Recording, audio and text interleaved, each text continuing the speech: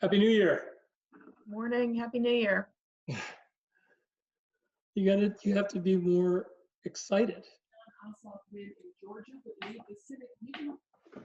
So I was listening to that conversation with about pickleball. It's an interesting challenge.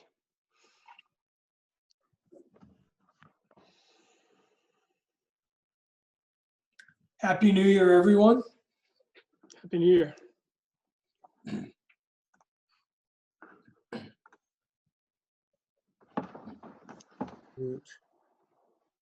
Can you hear me? Yes. I hear you, can't see you. Working on that. There we go. Good morning. Good morning. So Janelle, may I offer just a comment? You know how frustrated I get with these webinar formats. I'm just wondering if, as a general policy for the city, when you start a meeting, if you know, as you're starting the meeting, you just say how many attendees you have on board. I think it's hard for an attendee to have a sense of, am I all by myself out here watching, or are there 9 million other people? I see here today we've got 4, 5. They're coming on fast now.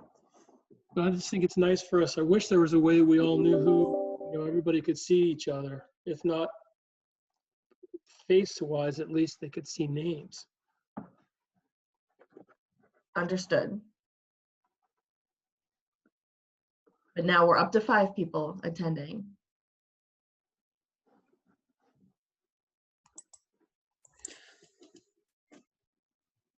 So it's 11 o'clock. If we want to get going, we can get started. I know we've got a couple of things to go over today about where we are with the process. I've got a couple of updates from some things I've gotten, and I know I sent out last night. I apologize, Brent, I forgot to send it to you. We got some comments from, and I will do that now, comments from DENREC regarding the draft. So I sent them out so we can all discuss them today. Hopefully everybody got a chance to look at them. I actually I had got them last trouble. night, so I'd send it out, you know, when I got them. So Well, Janelle sent it out right after I sent it to her. So I'm the bad guy on it. I was hoping I was going to get comments from Jessica Watson before, and have still not gotten comments back from Jessica. She's the other person who had promised us a review of the ordinance. So if we want to take a look at the comments, where do you guys want to start? Do you want to start from what we heard at the water workshop? Do we want to start looking at the comments we've received regarding the draft? Well, I think first I'd like to hear from everyone what they thought and their big takeaways were from the workshop that we had in December, and then move on to, because the comments that Mike Powell sent us are a consolidation of DENREC's. Go through his comments. Some of his comments are the things that we've been discussing for months, and he didn't have answers to some of them, but I think it's just good reinforcement. I'll say, geez, a lot's happened since we had that workshop. First of all, Tom, I thought you did an amazing job of putting that group together and getting everybody to fit nicely with each other. I thought the presentations were fantastic. I always wish we had more time to sort of discuss all those things with everybody, but I thought you did a fabulous job. I think it was the best one yet. I think I've said this to several people, that to me, the biggest takeaway that still sticks with me is the stormwater piece. To hear Jessica Watson saying it's not her fault that, you know, we aren't really considering sea level rise in stormwater decision making. I'm paraphrasing, this is my memory, but that requires, in my opinion, some effort with the state. That really shouldn't be the case. And at least as a member of the Planning Commission, I feel now responsible to try to push that. In any discussions we have about parcels along the tidal sections of the city, that's just crazy. And I agree with you. And this is not something new. Several years ago, we were approving a development in town that has 2 stormwater retention ponds and wetlands.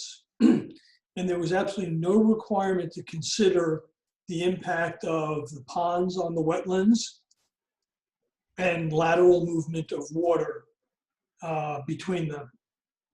And there was no regulations we could hang our hats on. And Sussex County Conservation District had no means to do anything because the regulations aren't there. Well, let me just chime in with Sumner. I thought it was excellent. I think I agree that the stormwater current regulations are silly because they're so behind the times. And I think probably we have to come up with something that says, stormwater base level has to be increased to something new, and that can apply to Lewis. Because otherwise, stormwater just is going to lay there. I mean, you get a 9-inch storm or a 12-inch storm, it's going to be there. It's not going to run off. It's till it runs into the ocean. Well, it doesn't even really take a 9-inch storm. I don't know if anyone has been out in the last week or so, but I bike out the Georgetown Trail, and there are lakes out there, and they've been that way for weeks. I mean, it's typical winter, but it's, the ground is saturated and there's no ability to perk, and groundwater is coming up. I agree with you. I mean, I came the 9-inch storm and the 12-inch storm off the water workshop because they were mentioned there. I'm not disagreeing with you. I'm saying that even lesser ones we Yeah. have. Yeah. Actually, Tom, to going back to the workshop itself, I have to say that I was not sure about when I saw it on the agenda, the discussion about precipitation, but I thought that was a part that was really new, and I know you've been pushing for it. I wasn't sure what role it would really play, but I think it was really great that you pushed for it, because I think it's a really important piece. Just as Bob's saying here, we have to be mindful of where the intersections are between these different pieces of the puzzle in flooding. There's sea level rise, there's water falling out of the sky with greater intensity, with greater frequency. All these things pile up, and it's important for us all to keep all those pieces in mind and not try to separate them.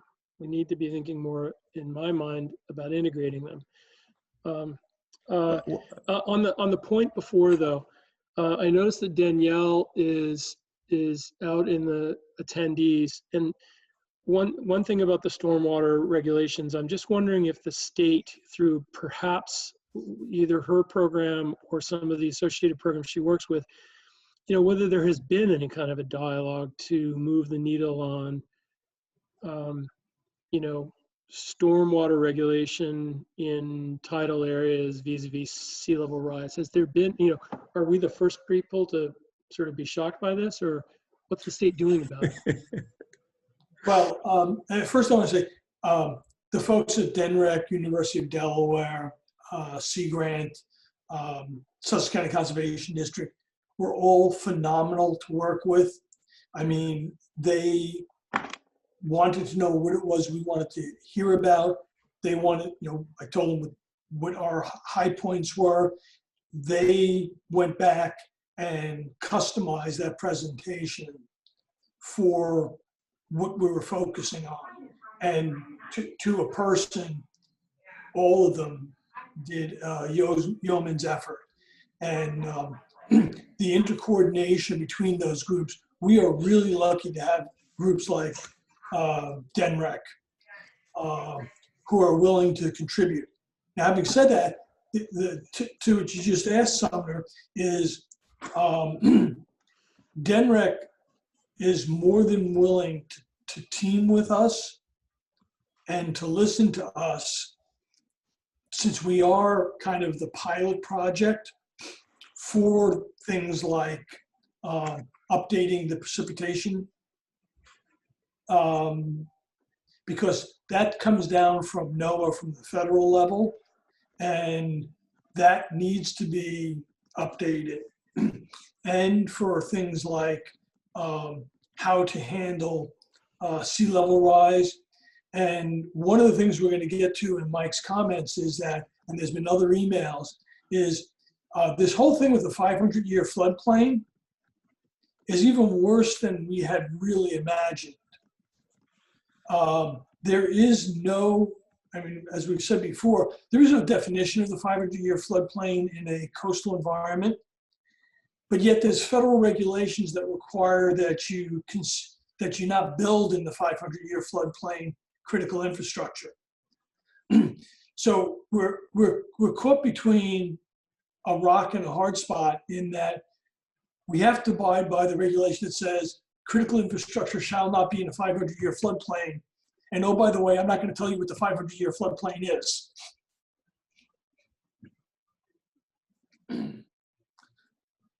So I think those are the big takeaways. Brent, did you have any takeaways from?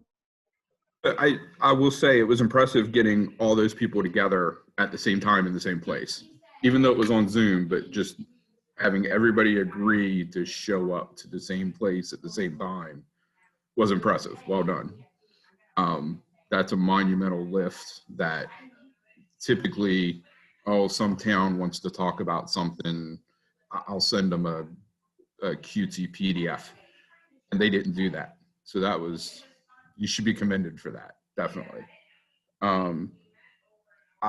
I guess I can open up and we can discuss this a little bit further, or we can kind of move on to agenda items. But I guess one of the questions I have is, what is the concern about sea level rise and the current stormwater regs?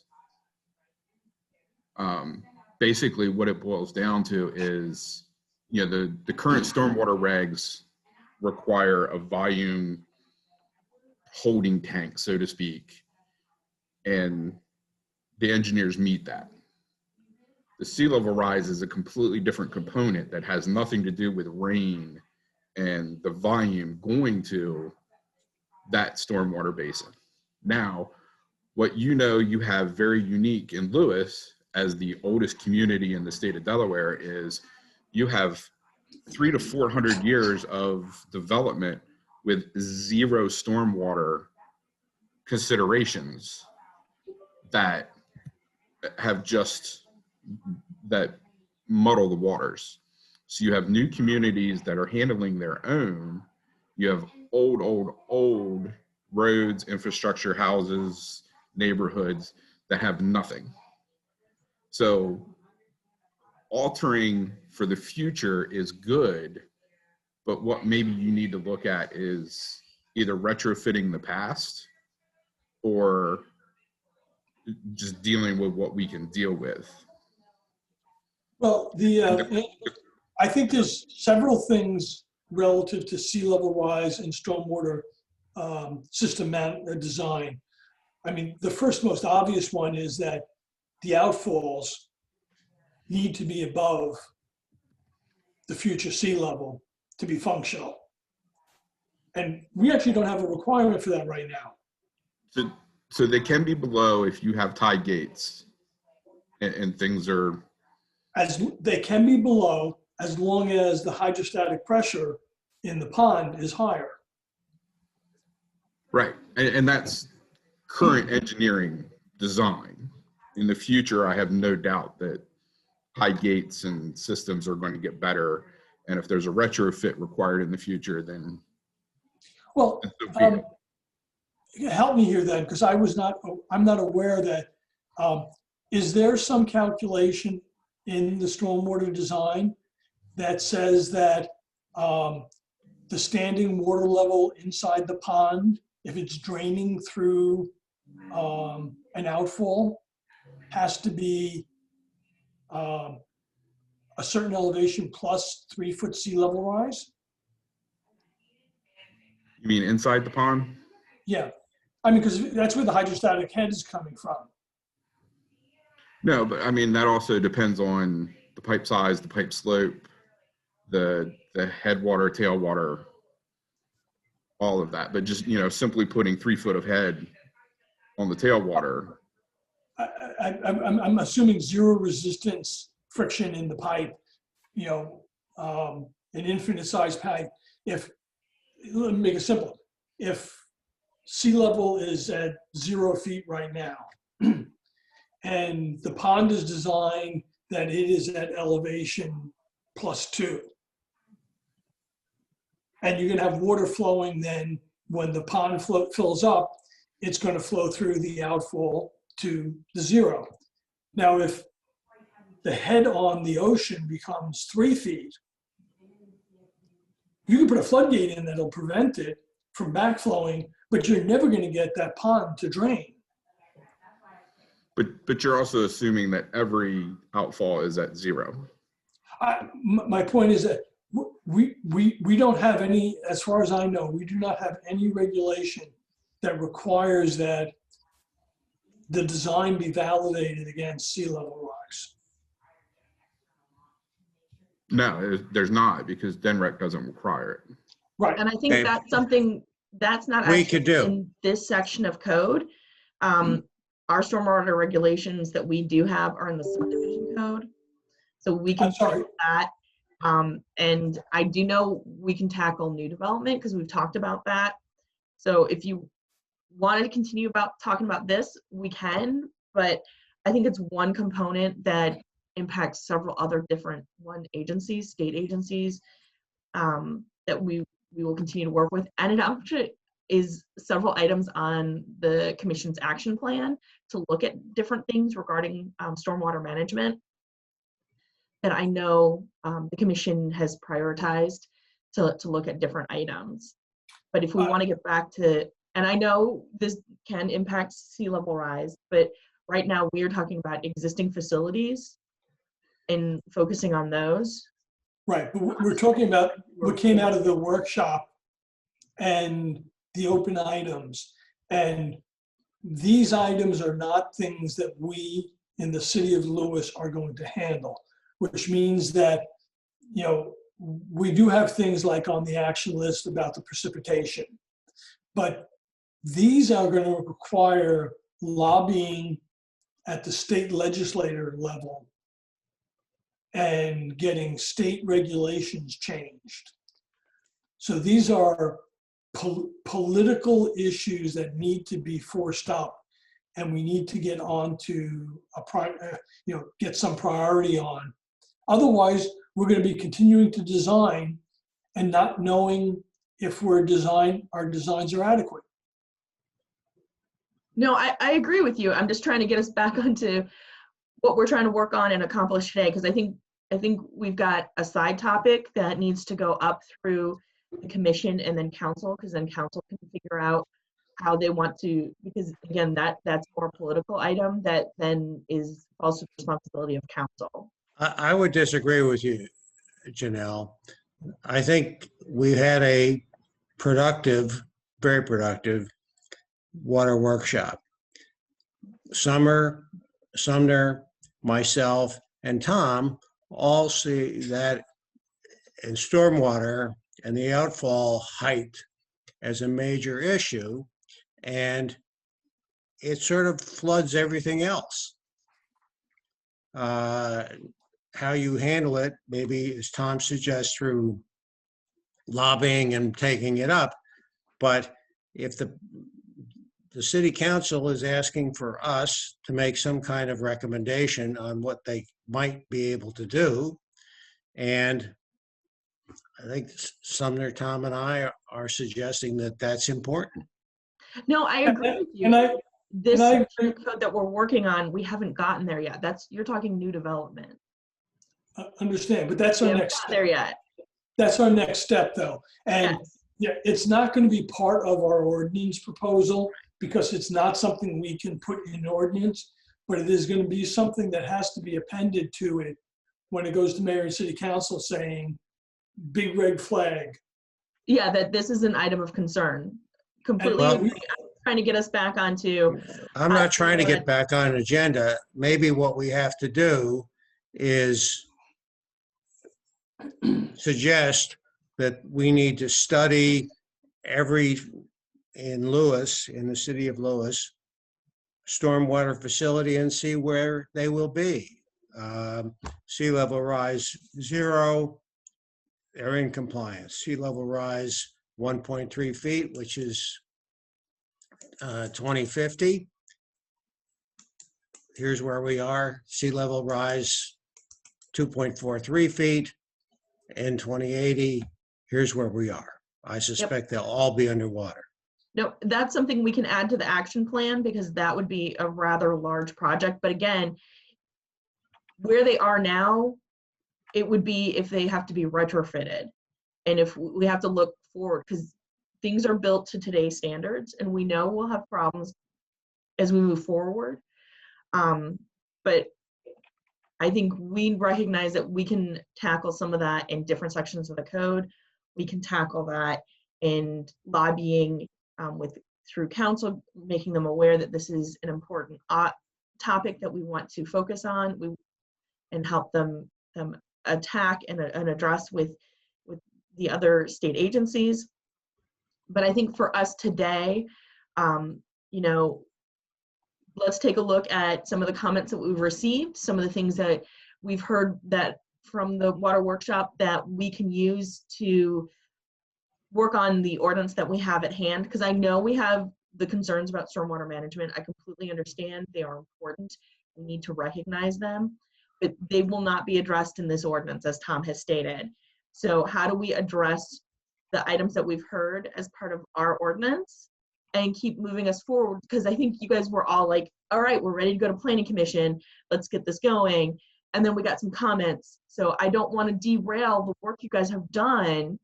I want to keep that moving forward so we can get an ordinance to the planning commission to hold a public hearing and then get it to council so we can start adopting, you know, this in sections. And then we can start coming back and looking at new development and looking at other ways that we need to look at stormwater management. How do we work with the conservation district? You know, how do we impact and, you know, lobby DENREC to get some things moving? Well, let me ask you this. I hear what you're saying.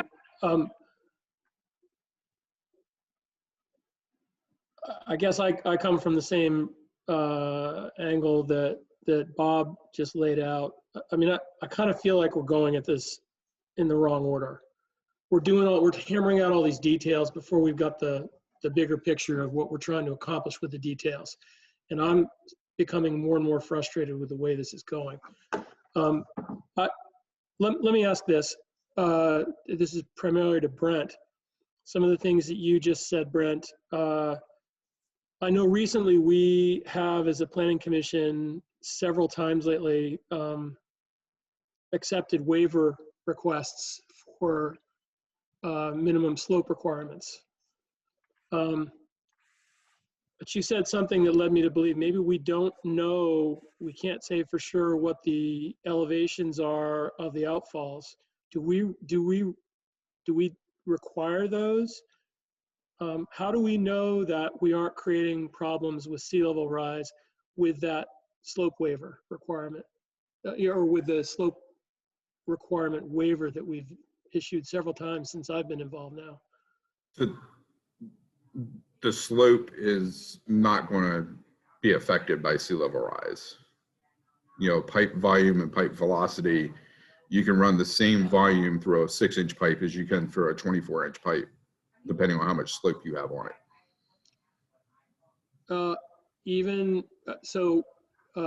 Is it a given that the elevation of the outfall, the terminus of the pipe, the downstream side is at some level. Because just So- like Tom Panetta said a little while ago, I mean, I'm thinking about, and again, this is an historic situation. You go along New Road right there, but on the Lewis side of Canary Creek, and there's that ditch on the Pilot Town Reserve side that's full of water basically all the time. It can't really drain anymore because it's full of water. So that may have just been an old pipe. There may be an obstruction. There may be any sort of reason. I mean, I'm doing several flood studies right now. What we found are pipe maintenance, pipe deficiencies, old infrastructure. But also when you start looking at new subdivisions or these discharge pipes or outfalls from stormwater, I can almost guarantee you that all of them are above 0 at the discharge. And given that they have to be a 24-inch pipe, if they start at 2, the top is at 4. So there will be at least open air, even with 3 feet of surge or sea level rise, and there's a slope on them. So that helps. Does the So- state require that there be a minimum elevation above NAVD 88? No, no, you just have to discharge. But the only place that you have 0 is basically in Canary Creek or the bay. Everything that comes back up in is higher than that. So, I mean, there's a couple parts in town that, they're probably discharging at 5 because the land's up at 10. Yeah, and that's absolutely true. It's just, you go out on New Road and some of that area sits within the 100-year floodplain and is discharging to Canary Creek. So, Right, and a lot of that is, the land's up at 6 and the floodplain's at 7, so it's in the floodplain. So even if you did a stormwater pond, you still could discharge at 2 or 3. It doesn't necessarily mean that they're going to 0. all right. I think this is an area that we need to, I've added it to the parking lot, but it's certainly something that is one of the takeaways along with precipitation in my mind from the workshop. And, Danielle had written in about, that DENREC is aware of this. DENREC absolutely is aware of it. My concern is that without more impetus, I'm not sure how quickly it's going to change. And the same thing is true with precipitation. So Janelle, remind us where we are, because I frankly am kind of at a loss as to where we are. Okay, so I think right now where we are is we've gotten everybody's feedback on the water workshop. So if you want to start looking at some of the comments from Mike Powell for the ordinance, we can do that. I also got some notes from other agencies and things about things we need to address in the resiliency code. So let me. Yeah, so why don't we go Share my through, screen, or do you guys want to just discuss them? why don't we go through the PDF that's got Mike Powell's comments and then my notes from my discussions with him. Okay.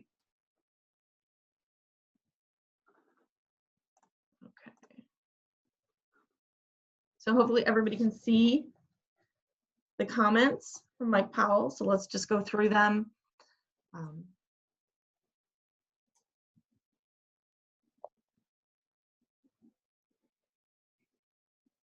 So the first one is the applicability of it, and we talked that right now this will impact anything that's currently in or future in the floodplain. So that's what we're talking about. And I know we've had a lot of discussion I've looked at a lot of other agencies, and this is kind of what they've been following. A lot of other towns, especially like Norfolk, Virginia.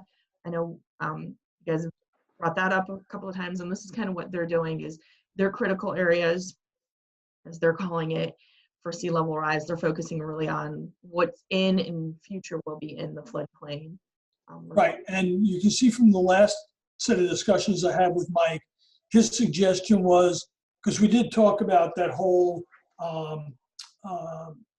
analysis we did about using the bathtub curves to see how much the area grew. And he felt that still from a risk control perspective, that we should require that the land adjacent to floodplains be surveyed as part of the permitting process.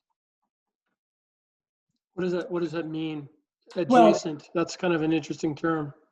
Well, this is that whole discussion we had, some remember many months ago of, so if the floodplain goes to the center line of Savannah Road, and the north side is outside the 100-year floodplain, the south side is in, you know, if you're going to build on the north side of Savannah Road directly adjacent to the 100-year floodplain, you should probably verify that that land is not just, you know, 1/10 of an inch higher than the floodplain.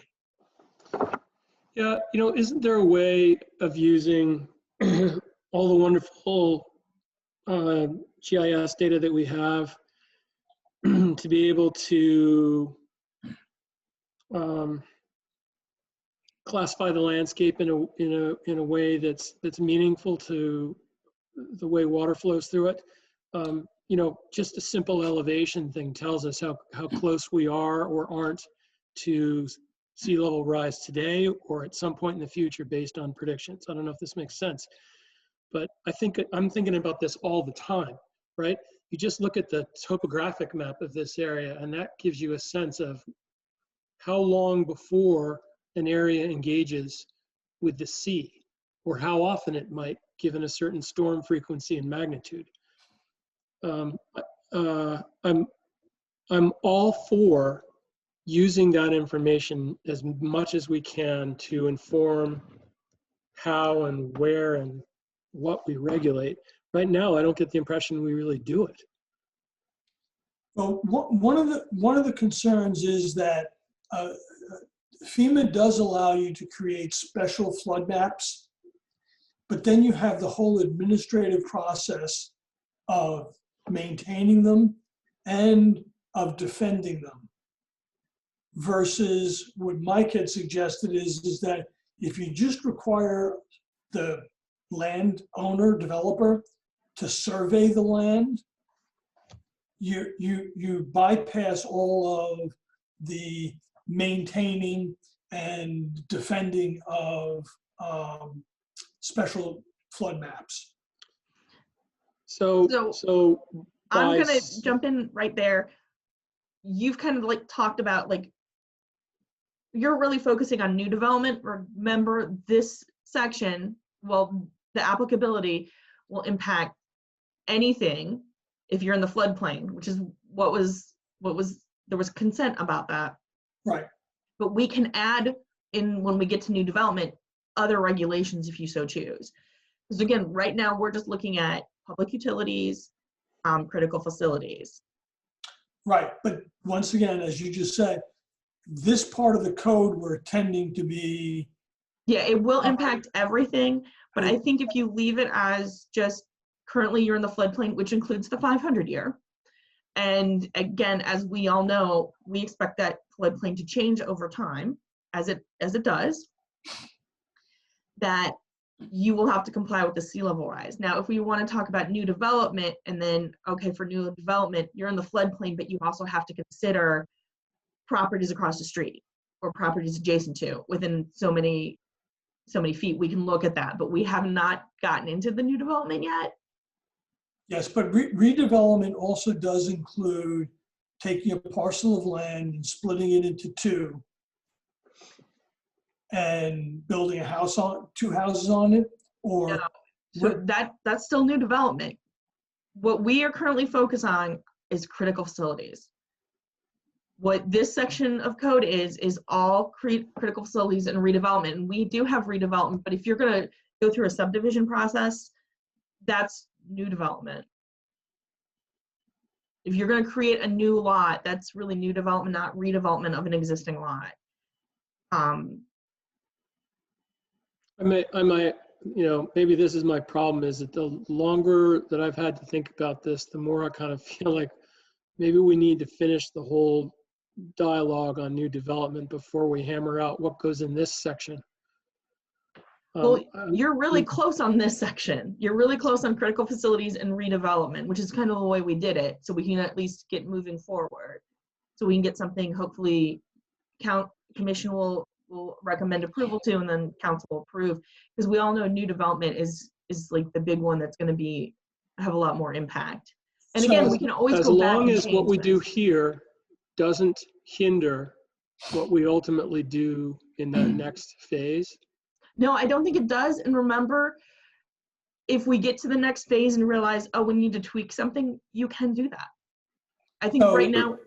I would say this is more important because this is existing critical facilities, roads, infrastructure, buildings, public buildings that are going to be there in the future that are currently in the floodplain. If you never have another subdivision come in for 10 years, then you're putting mandates on them that don't happen. This is existing and this is now. And if you don't address what you have now, when does it circle back to that? And also, this is talking about all those houses in the beach area. Yep. Yeah, That so we this is know, the true definition of resiliency.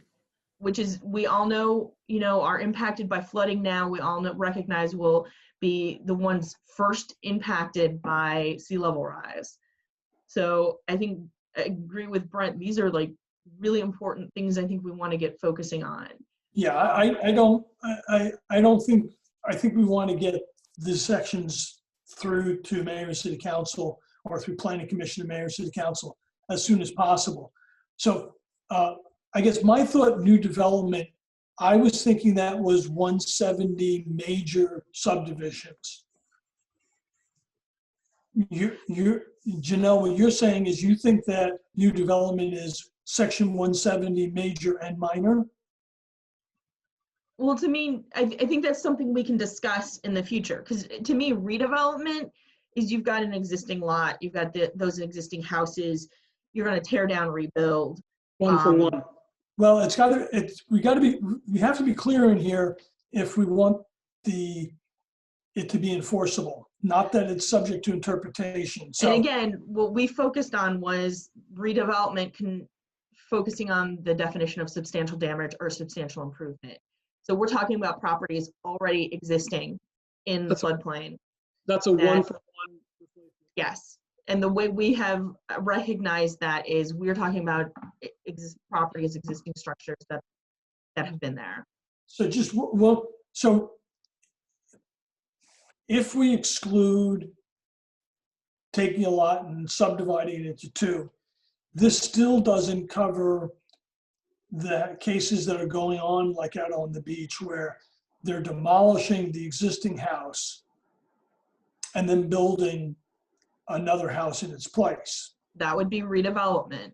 That's redevelopment. Correct. And then we're still back to this question of even if it's outside the floodplain, but it's 1/10 of an inch higher, should it be under this part of the ordinance? So let me ask for a clarification on the 1/10 of an inch higher. What elevation are you looking at there? Well, the 100-year floodplain. Because right now we're saying that this only impacts things in the 100-year floodplain. No, and the 500-year. Well, the 500-year is for critical infrastructure only, though. Nope, this impacts everything.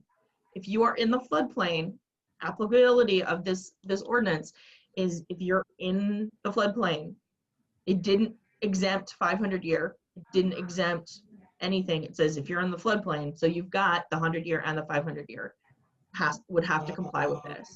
Well, let's say that. Yeah, that's why it says floodplain.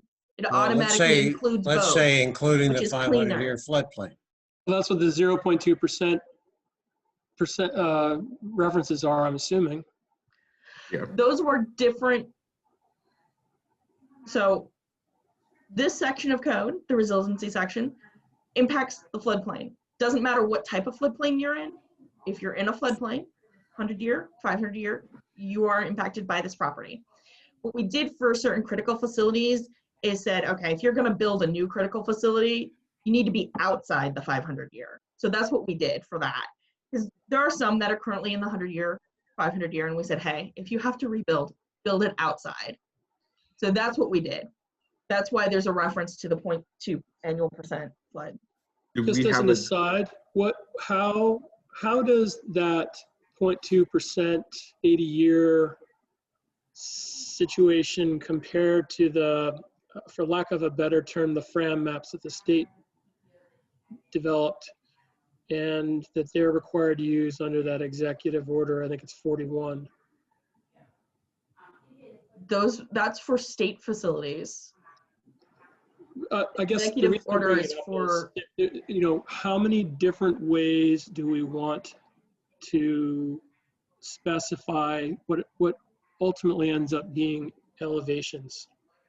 You know, how many different systems do we want to be juggling to delineate the areas that matter versus the areas that don't?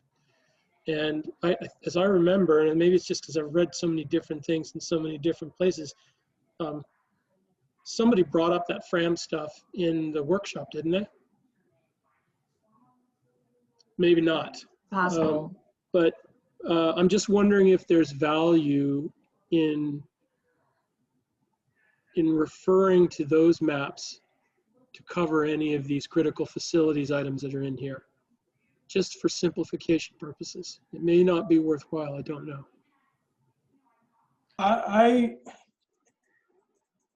So, because right now what the ordinance says is we suggest taking your critical facilities, get them out of the 500 year, just get them out of the floodplain.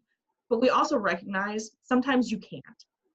So if you're going to be built within the 500 year, you're more or less building that up to the 2100, which is the 2100 sea level rise as of today. So you're building it up over 3 feet. Yeah, no, actually Which is in more effect than what that. the FRAM, that's what the FRAM map does. As I remember, that's 100 years plus 3 feet. Right, and again, don't forget, we also have the freeboard. So the 18 inches of freeboard.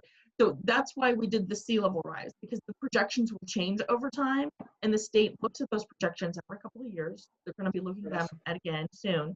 So whatever that is, it's not tied to a map. It's tied to a number and an ordinance in a report that we have referenced in here. So that number can keep, like, you know, okay, 20 years from now, we're looking at 2120. So we'll look at the number for that.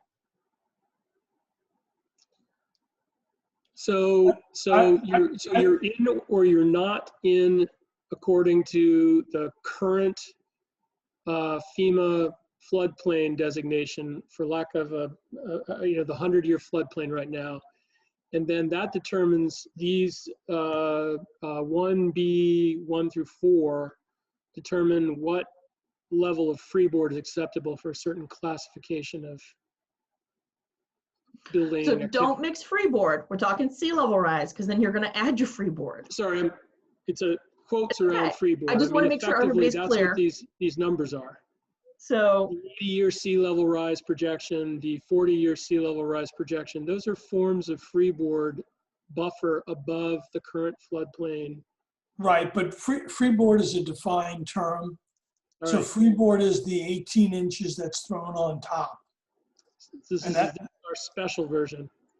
Yeah, I mean, so sea level rise is a predicted thing. Freeboard is an uncertainty factor that's thrown on top.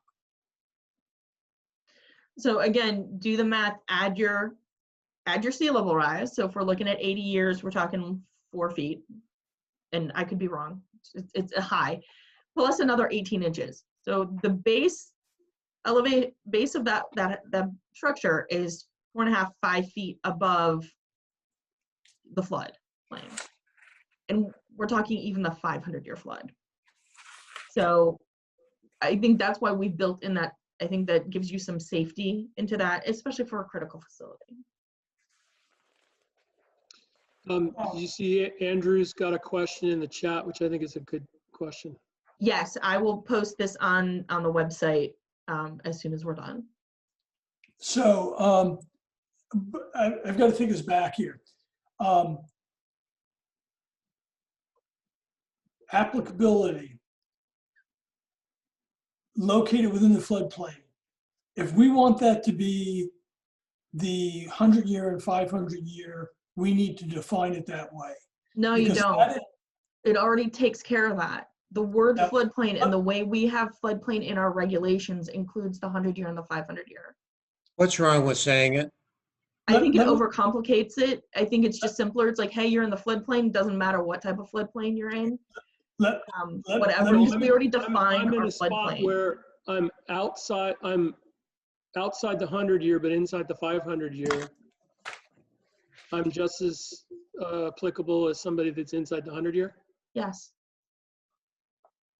I don't think that's what we had discussed though with redevelopment, because that to me means that we're expanding.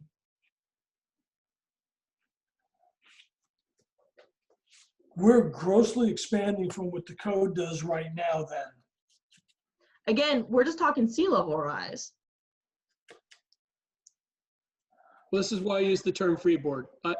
Because freeboard is It- different. So if you're in the 100-year, you're in the AEVE 100-year. No, You've got your 18 inches of my free. point in using that term was basically like a decision tree, as I imagine, for trying to figure out whether I qualify for one of these categories is, first of all, where do I sit on a map of FEMA floodplains? Am I in an AE zone? Am I in an X zone, or am I in a nothing zone? Right? You know, first the question is, where do I fit in the FEMA designation? Because that's what you're saying our code refers to. And once I've figured that out, then I'm saying, which of the 4 categories do I fit? You know, am I an 80-year, a 40-year, or whatever? Those determine how much of an elevation buffer I build above the. So what it actually means is the way we did we wrote redevelopment is redevelopment that is consistent with the definitions of substantial damage or substantial improvement that are defined by FEMA already in the code. So if you want to do a redevelopment of a house, say on the beach somewhere, that meets one of those definitions, then you have to comply with the 50-year sea level rise projection, in addition to the freeboard.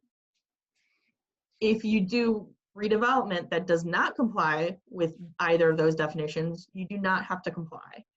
You do need to meet the lot coverage requirement, which we've had discussions about with all the different things. But the definition, if you meet the substantial damage, substantial improvement definition, then you have to meet that 50-year sea level rise projection. If you don't, then you just do your lot coverage items, which is our best management practice. What is the zero? And I realize it's a relative term. I'm on a parcel over on the beach. I decide I'm going to rebuild my house. I am in AE, I think it's 9 where I was. What's the zero for, you know, how many feet up based on sea level rise projections to a certain number of years in the future? You know, is it the center line of the street? You know, how am I determining what the base elevation is? They do NAVD 88.0. So you do NAVD 88 plus the 9 for AE9, we'll say. Yeah, And then plus you add 18 to that inches. You add to that the sea level rise projection from the table, right? If you're And then doing the substantial improvement. Okay. If not, if you just bought an old house at a really good price and decided you want a brand spanking new one, then your finished floor has to be 10.5. If you bought a house that had a fire and you're doing more than 50% and falls in the substantial improvement, then you're at 9 plus the 18 plus the 50-year sea level rise, which is what, the 1 point or 2.1, whatever. Yeah. So now you're up at 11.1 plus 18 or 1.5. You're at 12.6. But Yeah, as then we discussed, isn't- we pulled a lot of a sampling of building permits from this, and I think all but 2 currently met the redevelopment definition of sea level rise, of being above, being like the 3 feet above, the 1.5 meter above, plus the 18 inches. So A lot what's of that- currently being redone for current redevelopment is meeting or exceeding this requirement. And that's a happenstance of your current elevation is at 5 and you need headspace to park a car underneath. right. So, you know, you're lifting the joists up and it happens to be, so you're fitting in. Yeah. And it happens to meet. It's not by any design requirement. It's just for other reasons. Form and Right. function. Yeah. Form and function of the smaller lots trying to get your parking onto the site. It's Yeah. working out. Ergonomics helps it meet the code. So, Brent, but Nav 88 plus the whatever the flood elevation is, that's the 100-year flood elevation that we're using. Yeah, the 1%, yes. Yeah. Right. So now we're saying that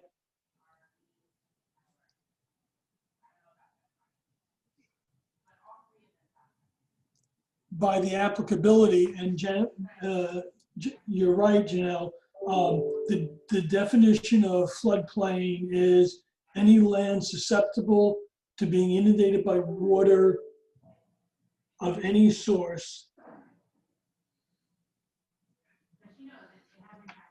but it does not reference back to the firm zone A through X.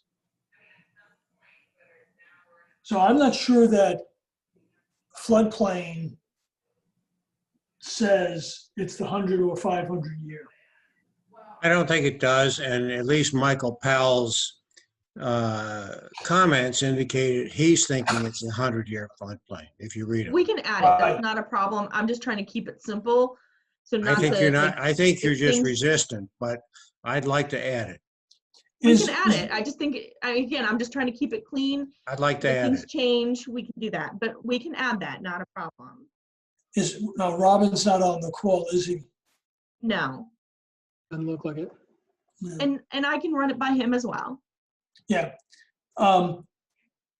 So if we add up in one applicability, floodplain, and make it parenthetical, We'll take care of that, yeah. 0.1 or 0.1 or 0.02. But then we go down to the redevelopment. I think we also need clarification here as to what the elevation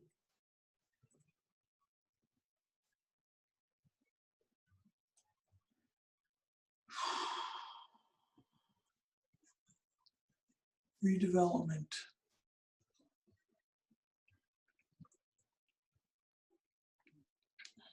I'm not sure if you need the elevation because again, they're all going to be different elevations.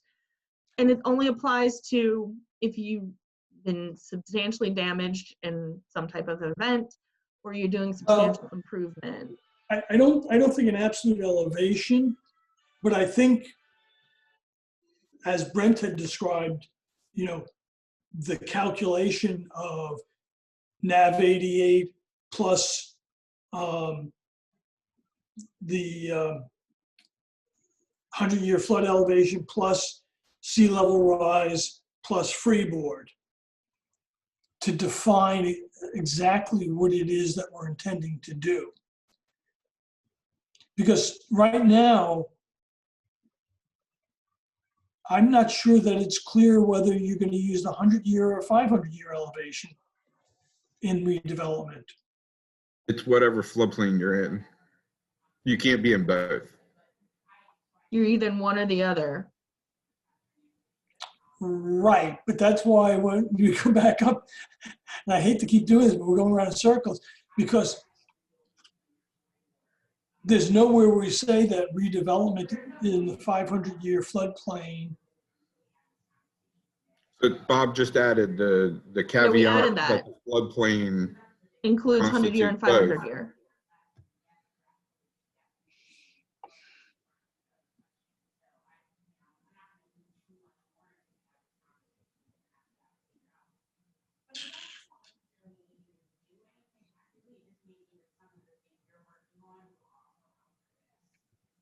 Okay, so do we want to move on from this one, or we still want to discuss this one a little bit more?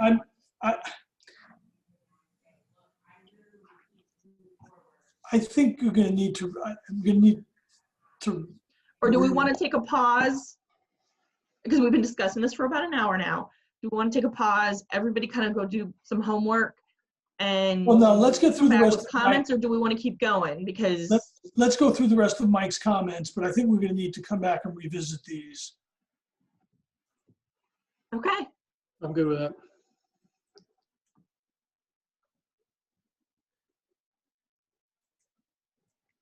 So I'm going to tell you about the existing public roadways. That one actually needs to come out of this section of code because it really, we can't actually put existing roadways into zoning because the roads don't actually have zoning.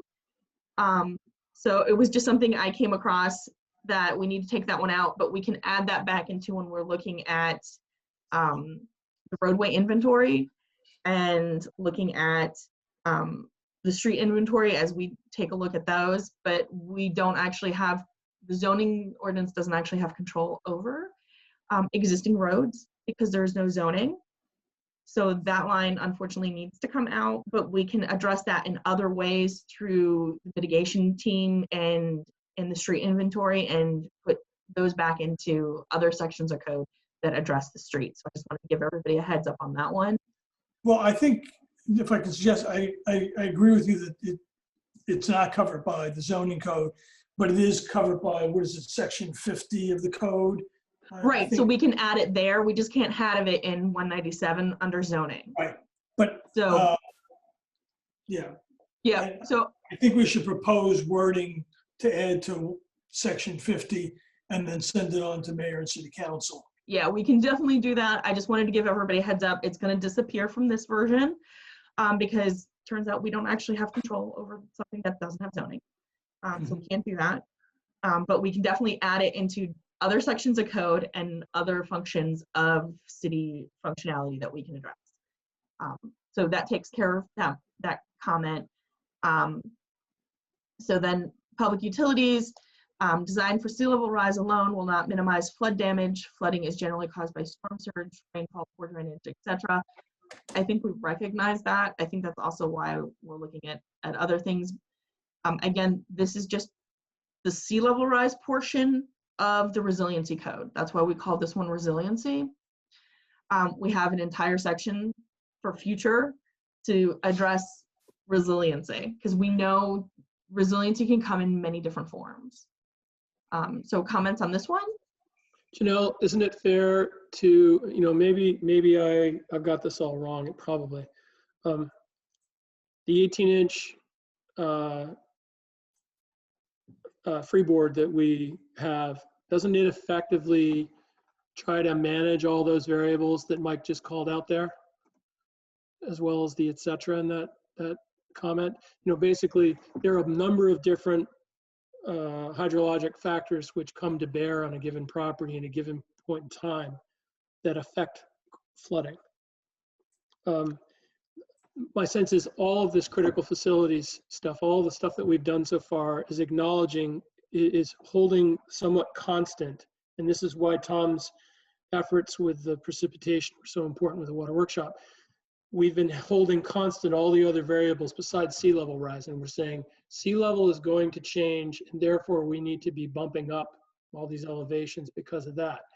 It's not accounting for other changes in these other variables that all come together to determine how much flooding occurs on a given property, on a given day, on a given year.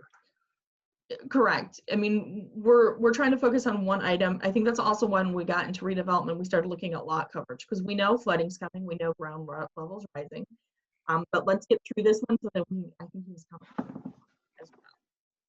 All right, I think we've discussed the new construction critical facilities, 0.2, 500-year, 80-year sea level rise. Are we good? So we still have this, using the NAV plus firm plus sea level rise plus freeboard. We still have this issue that we do not have elevations that we could use for the 500-year floodplain. And they don't exist. And Janelle, I mean, in the conversations we've had with Mike Powell, this is a major open issue. So while the words in the ordinance are fine, there's no way of implementing them. But how do I, if I fit under the scheme 1B3, how do I figure out whether my elevation is right or wrong? Whether I'm right or wrong according to the ordinance? Brent, do you have any suggestions that we can? So this was kind of a caveat to catch future elevations. Since the 0.2% doesn't have an elevation, a flood elevation associated with it. But so maps change, climate changes, weather changes, patterns change. But I think we did discuss the fact, and I'm going to interrupt, Brent, I'm really sorry, and then you can interrupt me. But you're going to do a site plan, you're going to figure out what your elevations are, and you figure out what your flood is when you come in and do a site plan. Because right now there's no defined. No, there's no engineering data because it's not tied to topography or anything else. Yeah, so you can be in zone AE9 in the 1% chance. If you're in the 0.2% chance, there is no elevation associated with it. Right, but when you do a site plan, you're going to figure out what your base elevation is for design standards. But that doesn't build in the flood elevation. Correct. So what we could do here is the adjacent 1% chance is the BFE utilized for that parcel or that redevelopment project. Well, what Mike had suggested, you'll see in the comments, was to use, Mike suggested using the 500-year floodplain if it ever became available, or the 100-year floodplain plus 80 years sea level rise. Right, and that's what I was saying is the 0.2 doesn't have one now because the models from FEMA haven't gotten there yet, but that's not saying that they won't. What we could do is say if there is not an elevation available, use the adjacent 100-year or 1% chance plus the 80-year plus the freeboard. This is why I asked the question earlier about base elevations. This is exactly why I was asking this question. So you can utilize the 1% BFE because the 500 doesn't have one. But so technically in the town, there's not a 0.2% mapped right now. So, and even when they do the 0.2%, they don't necessarily have an elevation with it. That's not to say that they won't have it in the future, but in order to determine a critical facility finished floor in 1B3, you can utilize the adjacent 1% chance BFE to start. But I think what we just did was simplified, said, okay, if you're in the 500 year, you're building to the 80-year sea level rise projection. I think that's what we did. So, okay, you have an existing elevation for whatever it is currently, and you're just going to raise it to the 3-meter projection or the 1.5-meter projection. I can't remember which one it is. And that is your sea level rise projection. It's not getting into what is your base flood. We're just saying, hey, all you have to do here is raise it to the 80-year sea level rise projection. Because you're inside the 500-year, we recognize there's no base flood elevation. So whatever your base elevation is, just raise it to the 80-year sea level rise projection. But if you wanted to change it something else, right, just give me some language and I can. Okay, I'll give you 2 scenarios on that real quick for everybody. So if you go with that scenario, your current ground elevation is 6. The adjacent property is in the 1% floodplain elevation 9. Or the BFE is 9. That doesn't mean that the ground elevation 9. But on your property, it's 6. If you just do the 80-year sea level rise, then you're going to have a finished floor at 9.3 or whatever the 3.3 feet sea level rise is. Plus freeboard. Plus the freeboard. When and if the FEMA map creeps and the sea level rises, there's a chance that that facility's finished floor is inundated within that 50 years.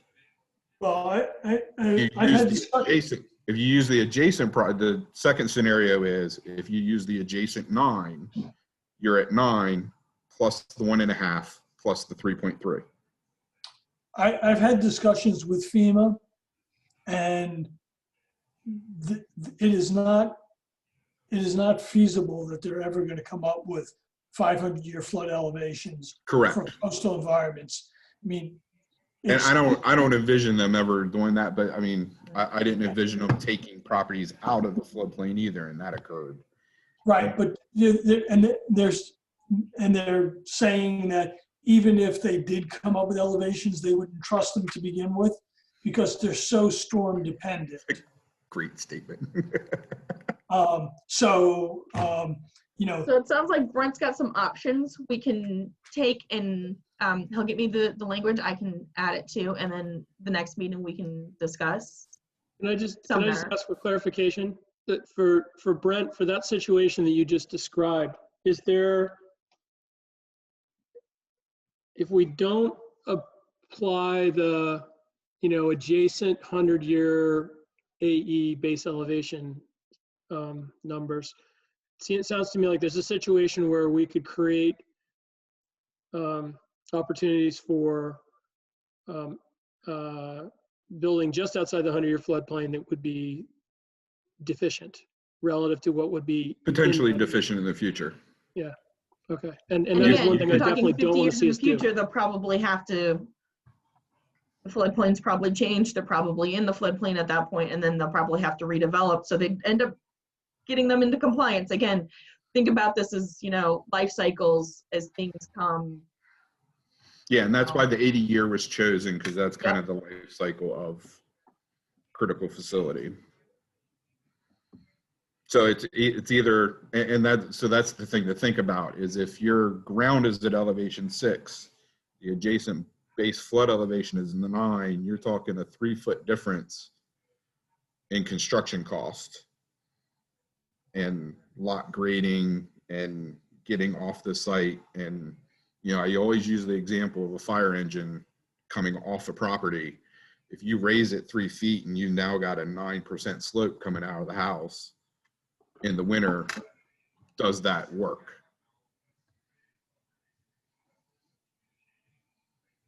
Or do you build it for 80 years and pretty much 80 years in one day, throw it away, build a new one because the landscape's changed anyway.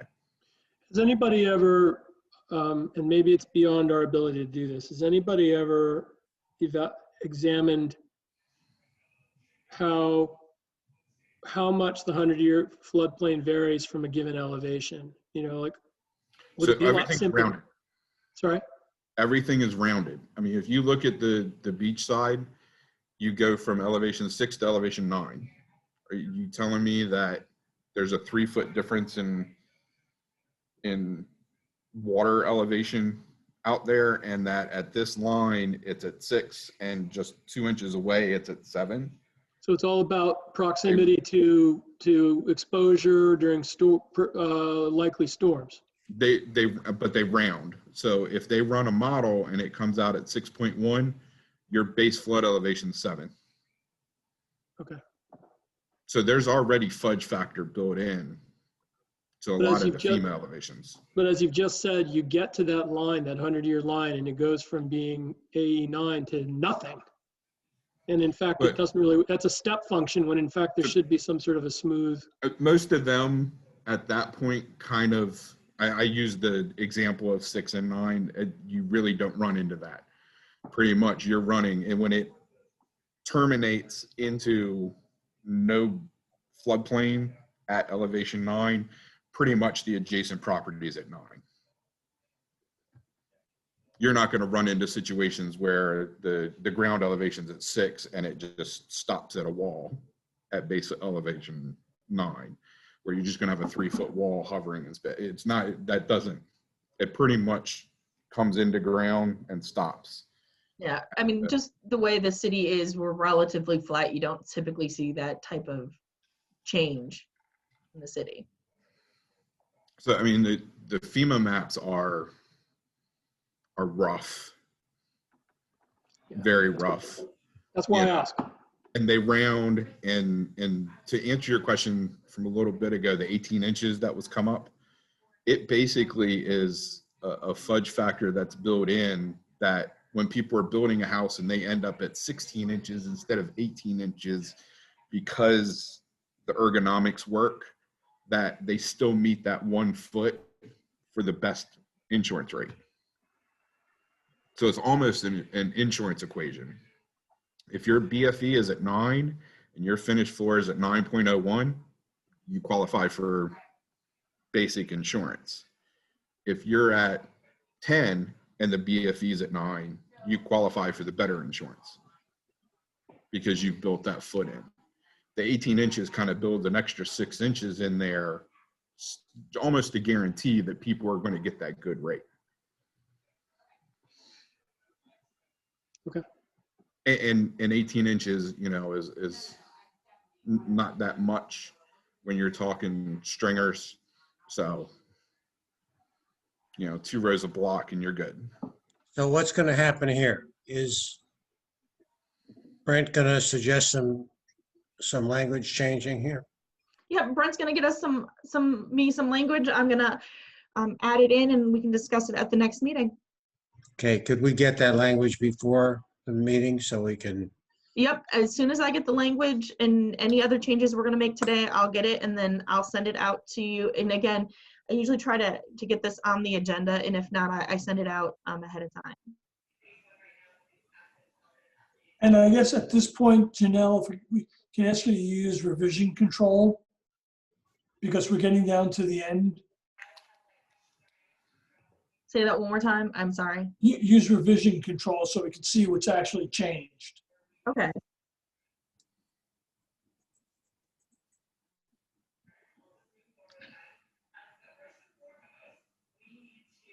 Okay, do we want to keep moving? Yep. Okay. So the next one is he has some concerns about consistency. Again, I think what we've done is that was just his misunderstanding, so that's okay. clear.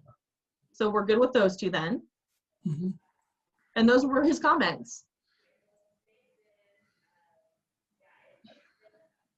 Is there anything we want to discuss? Because I know we have the design standards that go with the best management practices. Those are on the website. Any other questions we want to talk about? Do we want to start getting into new development, or do we want to finish this, get this ready, get this to commission to get to council? You have any kind of a running list of the sort of parked new development items that we've been bumping up against, and, to keep us on track, even saying, look, let's park that. Do you have a list like that developing? I have some of a list, but if you want to, I'm going to stop sharing my screen for a minute. You want to get me, because I asked for you guys to do some homework. So if you guys get me some ideas, then I can start putting ideas together. So we can have some talking points for the next meeting. So if you guys want to do that, I can put all of those together. Okay. Janelle, I just joined. I apologize. I had other meetings going on. But one question I did want to ask, you and I had talked about the infrastructure issue. Yep, we've already discussed that one. Okay. We recognize that we're gonna make recommendations for other sections of code, and that one comes out because we have no control over zoning. Okay. Yep. Thanks. Thank you. So I think one of the items is we need to go back and look, independently on the first two sections, or specifically the redevelopment, and make sure that the wording is clear and that it's something that is going to be implementable. And Janelle, if I can ask you to run that by Robin, both from a floodplain and from a building code enforcement perspective. So I'm just gonna ask you guys, you've got questions and comments, if you can get them to me, I know it's Wednesday, but if you can get them to me by Monday, because I'm guessing we're gonna wanna meet in a couple of weeks, that way then I can take all of your comments, make sure I got them all right, then I can put them in the revised draft to get it back out to you guys for our next meeting. Because that way then I have that, and if you can also get me a list of, I've got my table list for new development, but what do you guys see as new development? Also get that to me by Monday. Does that work for you guys? So that way then I can start putting things together. So I can just make sure, I'm getting you guys moving ahead, moving forward. So we can keep moving forward and we get this to council, because I know that's important to all of you. So I want to make sure you guys get me what you think is important so that I can turn it around back, get it to you guys. And I think that will save us some time, so we don't have to wait till the next meeting, if that makes sense. Mm-hmm. Sounds good. Okay. Okay. So yeah, you guys get me everything, and Brent's got some homework. Everybody's got a little bit of homework. So when do you guys want to meet next? Well, let's try to keep this moving now. Well, we have Planning Commission in 2 weeks. Yep. Does the morning of the 20th work for everyone? Works for me. Sure, if we have to wait that long. Well, it's 2 weeks from today. And that gives me time, because you guys have to get me stuff on Monday, and that gives me about a week to get everything taken care of and turned around to get back to you guys, so you have it a couple days in advance. 11 That's o'clock good. still work? That's for me. Yep. Okay. So next meeting is the 20th at 11. Everybody's got homework to get me stuff, so then I can get stuff back to you, because if I don't get stuff, I can't send it back to you. And then we'll keep it moving forward, and then hopefully we'll have an update for the Planning Commission that night. Okay. Thank you, Janelle. I know it's like herding cats working with us. I appreciate your patience. Not a problem. And again, you have questions, comments, get them to me. Then I can kind of sort through and make sure I'm tweaking correctly. All right. Hopefully everybody's had a wonderful new year. It was nice seeing everybody this year. And if there's nothing else, I will see you guys in 2 weeks. Okay. Take care. Thank you. All right. Bye now. Bye, Thanks, everybody.